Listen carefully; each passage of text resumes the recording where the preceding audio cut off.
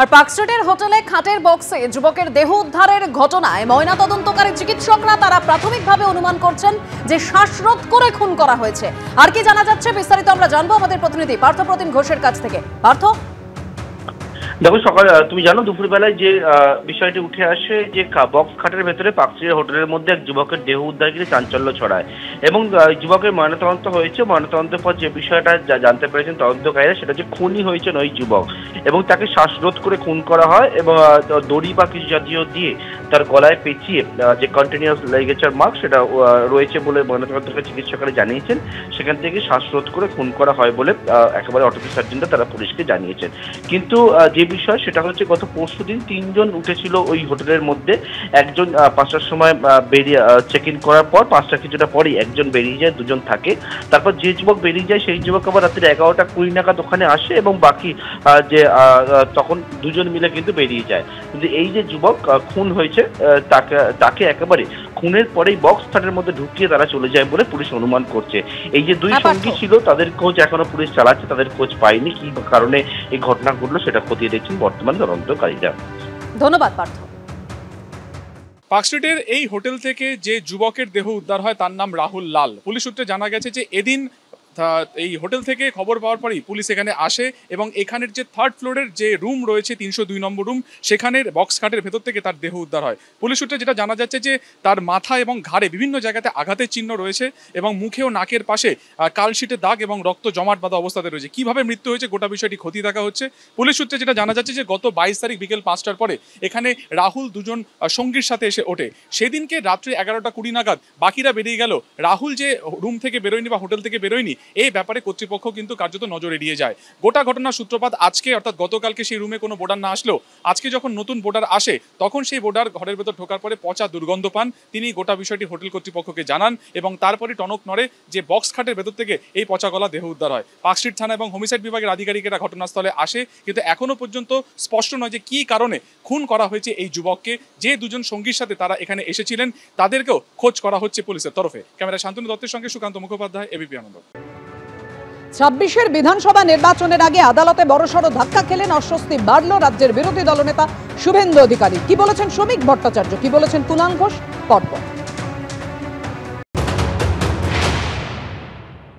একই সঙ্গে বিচারপতি 15টি মামলা খারিজ করে দিলেন এবং অন্য ক্ষেত্রে তার রক্ষা কবচ প্রত্যাহার করলেন। তাহলে এই যে 15টি মামলা খারিজ হয়ে গেল, এটিতে স্পষ্টত বোঝা যাচ্ছে যে এই সমস্ত মামলাগুলো ছিল রাজনৈতিক প্রতিহিংসা চরিতার্থ করবার জন্য, শুভেন্দু অধিকারীকে বিপাকে ফেলার জন্য। বিরোধী দলনেতা পশ্চিমবঙ্গের মানুষের কথা, তার ব্যথা এবং পশ্চিমবঙ্গের মানুষের যে যন্ত্রণা সেটার জন্য তিনি লড়াই করে চলেছেন। তিনি গোটা পশ্চিমবঙ্গব্যাপী তিনি ঘুরছেন, প্রতিবাদ করছেন। তার এই প্রতিবাদ প্রতিরোধকে রাজনৈতিকভাবে মোকাবেলা না করতে পেরে তৃণমূল কংগ্রেস আজকে মিথ্যা মামলার আশ্রয় নিয়েছে। একজন ব্যক্তি কোনো মামলায় রক্ষা কবচ পেতে পারেন, একজন ব্যক্তি একাধিক মামলায় ক্ষেত্র বিশেষে রক্ষা কবচ পেতে পারেন, কিন্তু একজন ব্যক্তি ভবিষ্যতে কি করবেন সেটা না জেনে আদালত কখন রক্ষা কবচ দেন, কিভাবে রক্ষা কবচ দেন? জাস্টিস জয় সেনগুপ্ত মাননীয় বিচারপতি তিনি বলেছেন এটা চলতে পারে না অনির্দিষ্টকালীন, ফলে তিনি সরিয়ে দিয়েছেন। তিনি আরো কয়েকটি মামলা খারিজ করে দিয়েছেন আর 5টি মামলা যাতে শুভেন্দু অধিকারী কোয়াশিং এর দাবি করেছিলেন তাতে এসআইটি গঠন করতে বলেছেন, এসআইটি তদন্ত করবে ওই কেসগুলো।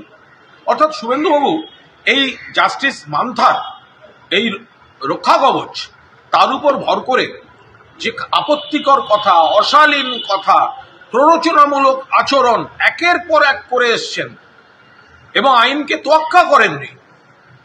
আজ এই রায়ের পর তাকে গোটা বিষয়টা দেখতে হবে। অর্থাৎ রাজ্য বিজেপি পুরো বিষয়টাকে রাজনৈতিক প্রতিহিংসা হিসেবে ব্যাখ্যা করছেন, আর সেখানে তৃণমূল বলছে রাজ্য এবং তৃণমূলের এই যে আবেদন তাতে মান্যতা দিল আদালত। আপনাদের জানিয়ে রাখি, শুভেন্দু অধিকারী বিধানসভা নির্বাচনের আগে বড়সড় অস্বস্তিতে পড়লেন। তার রক্ষা কবচ প্রত্যাহার হলো। বিচারপতি রাজশেখর মান্তার দেওয়া রক্ষা কবচ প্রত্যাহার করলেন বিচারপতি জয় সেনগুপ্ত। কোনো অন্তর্বর্তী নির্দেশ অনন্তকাল চলতে পারে না, পর্যবেক্ষণ হাইকোর্টের বিচারপতি জয় সেনগুপ্তের। কোনো বক্তব্য থাকলে লিখিত আকারে তা জানাতে হবে সোমবারের মধ্যে। এর মধ্যে আপনাদের জানিয়ে রাখি, মানিকতলা সহ মোট 4টি মামলার তদন্তে সিবিআই এবং রাজ্যের যুগ্ম এসআইটি গঠন আদালতে।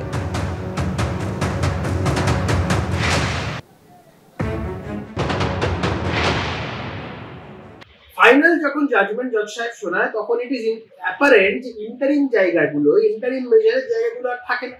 তখন ফাইনাল রিলিফ নিয়ে আলোচনা হয়, যে মূল প্রেয়ারটা শুভেন্দুবাবুর ছিল সেটাকে অ্যাড্রেস করা হয়। যারা আনন্দ উল্লাস করবেন বলে ভেবে রেখেছেন, যারা আনন্দ করবেন, মাংস ভাত খাবেন, মন দিয়ে শুনুন। 15টা মামলা রাজ্য সরকার যেগুলো শুভেন্দুবাবুর বিরুদ্ধে করেছিলেন সেগুলোকে সর্বৈব খারিজ করেছে হাইকোর্ট, ওয়াশ করে দিয়েছে। বাদ বাকি 4-5খানা এফআইআর সেগুলো ইনভেস্টিগেশনের ক্ষেত্রেও রাজ্য সরকারের উপর আস্থা রাখেনি হাইকোর্ট। এসআইটি ফরমেশন করে দিয়েছে, এসআইটি করে বলেছে সিবিআই এবং রাজ্য প্রশাসন তারা যৌথভাবে ইনভেস্টিগেট করবে। রাজ্য প্রশাসনের উপর আস্থা রাখলে সিবিআই কে নিয়ে জয়েন্টলি সেখানে এসআইটি হতো। তো যারা আনন্দ উল্লাস করছেন তাদের বোঝা উচিত এই লড়াইয়ে জয় শুভেন্দু অধিকারীর হয়েছে। তারা কি আদৌ শুভেন্দু অধিকারীর এই বিজয়ের জন্য তারা আনন্দ উল্লাস করছেন? করলে করুন, কোনো বাধা নেই। বলুন, তাহলে আমি এক প্যাকেট মিষ্টি আপনাদের পাঠিয়ে দিচ্ছি। আদালতে অস্বস্তিতে শুভেন্দু অধিকারী। রাজ্যের বিরোধী দলনেতা শুভেন্দু অধিকারী অস্বস্তিতে পড়লেন, কারণ তার রক্ষা কবচ প্রত্যাহার করে নিল হাইকোর্ট। হাইকোর্টের নির্দেশে প্রত্যাহার হলো শুভেন্দু অধিকারীর রক্ষা কবচ। বিচারপতি রাজশেখর মান্থার দেয়া রক্ষা কবচ প্রত্যাহার। রক্ষা কবচ প্রত্যাহার করলেন বিচারপতি জয় সেনগুপ্ত। তিনি বলেন, কোনো অন্তর্বর্তী নির্দেশ অনন্তকাল চলতে পারে না। পর্যবেক্ষণ হাইকোর্টের বিচারপতি জয় সেনগুপ্ত। কোনো বক্তব্য থাকলে লিখিত আকারে জানাতে হবে সোমবারের মধ্যে। মানিকতলা সহ মোট 4টি মামলার তদন্তে সিবিআই এবং রাজ্যের যুগ্ম এসআইটি গঠন আদালতে। শুভেন্দু অধিকারীর বিরুদ্ধে দায়ের হওয়া 15টি মামলা খারিজ করল আদালত।